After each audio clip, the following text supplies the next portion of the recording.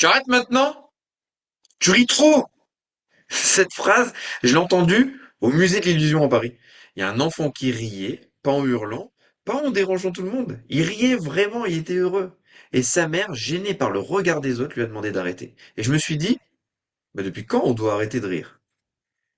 Bienvenue dans Si Atypique, le podcast pour celles et ceux qui ne rentrent pas dans les cases et qui n'en ont jamais eu envie. Ici, on parle de ces enfants et parfois de ces adultes qui pensent, bougent, ressentent différemment. Ce n'est ni normal ni anormal, c'est atypique et c'est notre force.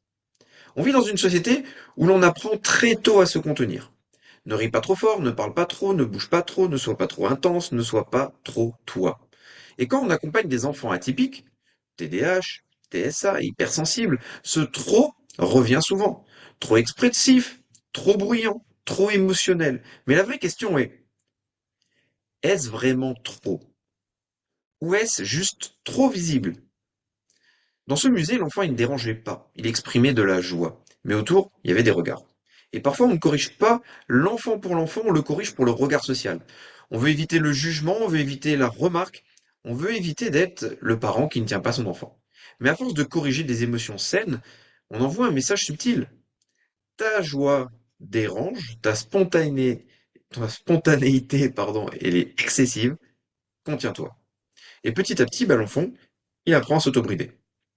Alors attention, je ne dis pas qu'il ne faut pas de cadre.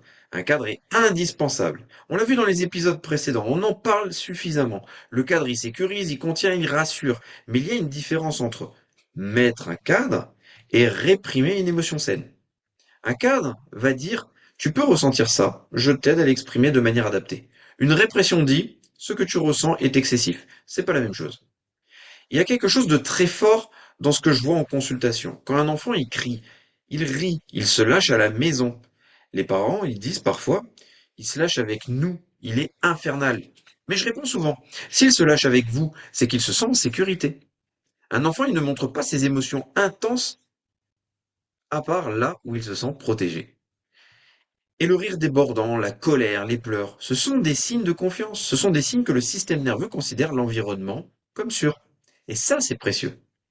Quand on dit arrête de rire, arrête d'être comme ça, calme-toi, tu exagères, on ne régule pas, on coupe. À long terme, ça peut créer de l'inhibition émotionnelle, de la peur du jugement, de la difficulté à exprimer ses besoins et une honte de sa spontanéité. Et chez les enfants atypiques, qui ressentent souvent plus intensément, ça peut renforcer le sentiment de décalage. Alors que faire? On va déjà observer. Est-ce que mon enfant, il dérange réellement? Ou est-ce moi qui suis mal à l'aise? Ensuite, on va reformuler. Je vois que tu t'amuses énormément. On garde un volume un peu plus bas. Valider avant de réguler. C'est génial que ça te fasse rire. On va juste faire attention au bruit autour. Et dernier point, on va créer des espaces de liberté totale. À la maison, au parc, dans des moments dédiés. Des espaces où l'enfant, il peut être intense sans filtre. Le cadre, il ne doit pas étouffer. Il doit canaliser. Et un enfant qui ose rire fort devant toi, c'est un enfant qui se sent en sécurité.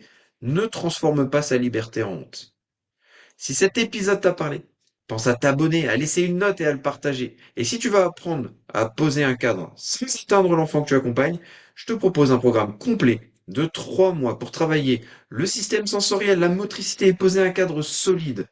Tout commence par un questionnaire personnalisé et tu as accès à un accompagnement dans un groupe dédié avec moi.